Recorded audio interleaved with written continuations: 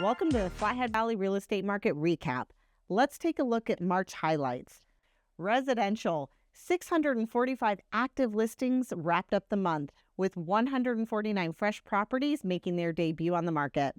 Buyer interest remains steady, with 111 homes under contract and 92 successfully sold, landing at a median sales price of $685,000.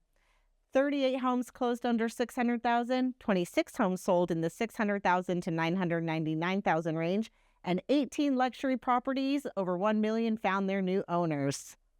Land, 425 parcels were available, offering buyers plenty of options to bring their vision of land ownership to life. March welcomed 63 new listings. 33 went under contract, and 34 excited buyers celebrated their land purchase milestone. Commercial, 116 active listings rounded out the month. 17 new commercial opportunities entered the scene. 4 deals are currently pending, and 6 commercial properties officially changed hands. Congratulations to the new owners on this business milestone. Status update, 11 residential listings were withdrawn. 32 expired and 26 were canceled. March also saw 18 price reductions, contributing to a total of 255 price-reduced residential properties currently on the market. As we transition into spring, March has laid a solid foundation for a vibrant selling season ahead. Momentum is building, and peak market activity is just around the corner. All right, hello there. Thank you, Holly, so much for delivering those stats. It's always nice to have what's going on in, the past month of March 2025. Yeah. Let's, I wanted to kind of dive in a little bit. I know you brought up a really, really good topic, and it was something that you kind of saw in those market numbers specifically for March. Yeah, really interesting. I was surprised so much so that I pulled the numbers multiple times. Okay. Well, spoiler alert, or what is it? Okay. So in March, we saw a major shift in price reductions. Active residential listings, like I said, there's 655 in Flathead right now. Sounds about right. Overall, since January, we saw about 255 price reductions. But here's the interesting numbers. 127 price reductions happened in January. Okay. Then we dropped to 98 in February. Okay. And 18 for March. That's why you probably had to run that through 3 times or 4 times. Yeah, I didn't believe the numbers. And so I checked my work multiple times to ensure what I was seeing was accurate. That's 85% fewer. That's huge. Well, why do you think that happened? Why do I think that happened? I love it. Let's dive into it. I think what's happening is sellers are starting to get more realistic about where we are. Okay. And that's a big part of it. A lot of what we've experienced is just chasing the market, and we've talked about that. Mm-hmm. So the mindset's changing, getting more realistic with numbers.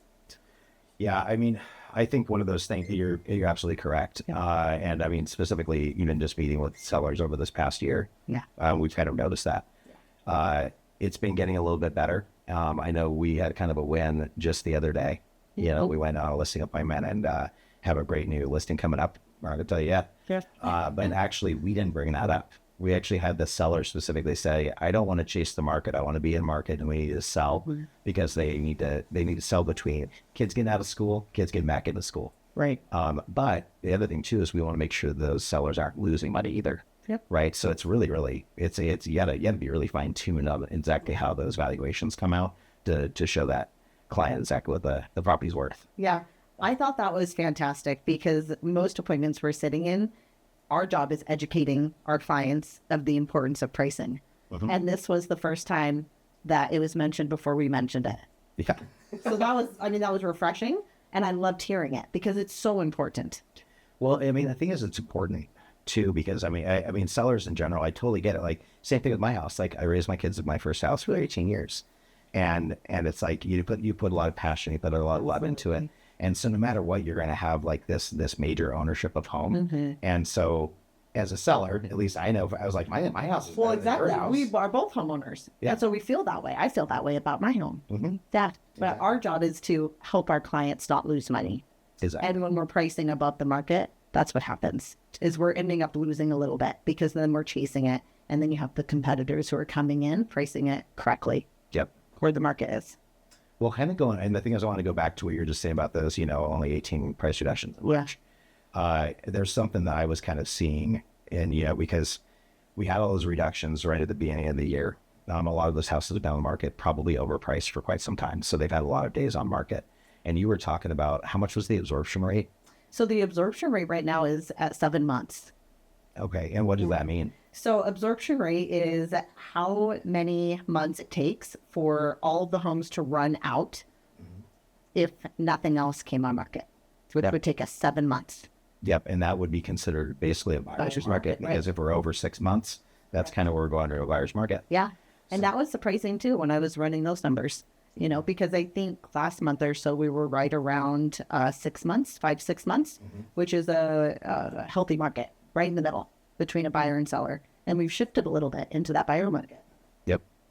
Which is okay. And the thing is, like, we saw a lot more inventory come on. We're going to continue to see more inventory come on the market.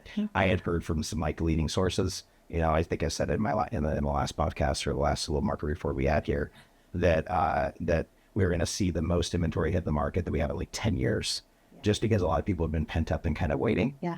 A lot of that. See it. I mean, when we're pulling the hot sheet, what's coming on, I've been surprised. We're seeing a lot more inventory, definitely. Yep. Well, and then going back to the 18 price reductions, people are seeing more houses come on the market. And so they might be like pausing because they're seeing this other house come on the market that, let's just say, they like $1 million, right? And their house maybe was priced at $1 million, 20,000 or something like that. But it's very comparable to their house. So like, well, hold on a second, let's see what this one does. But the smart sellers are being like, let's price just a little bit below that, because then we're going to be in that competition. So if they priced it like $975 and that one's $1 million and they're comparable, what house are they going to want to see? Who's going to make offers on home?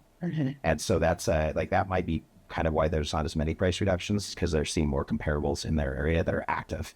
But days on market, that's another one. Right. Yeah. Days on market is just under 100 right now.